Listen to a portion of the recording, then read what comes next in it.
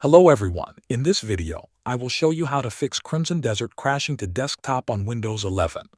If your game keeps closing suddenly, the first thing you should do is update your graphics drivers.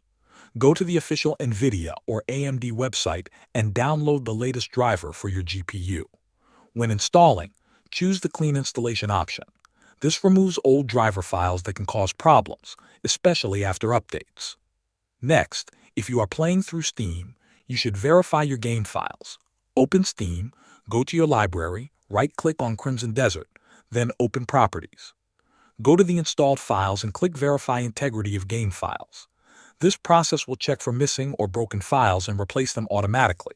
After that, adjust your in-game settings. Open the game and go to Graphics Settings. Turn off ray tracing and frame generation.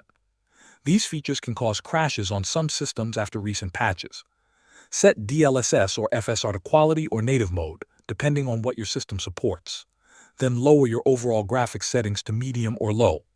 This reduces pressure on your GPU and helps keep the game stable.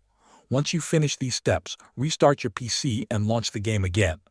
Most crash issues are fixed by updating drivers, repairing game files, and lowering demanding settings. Thanks for watching.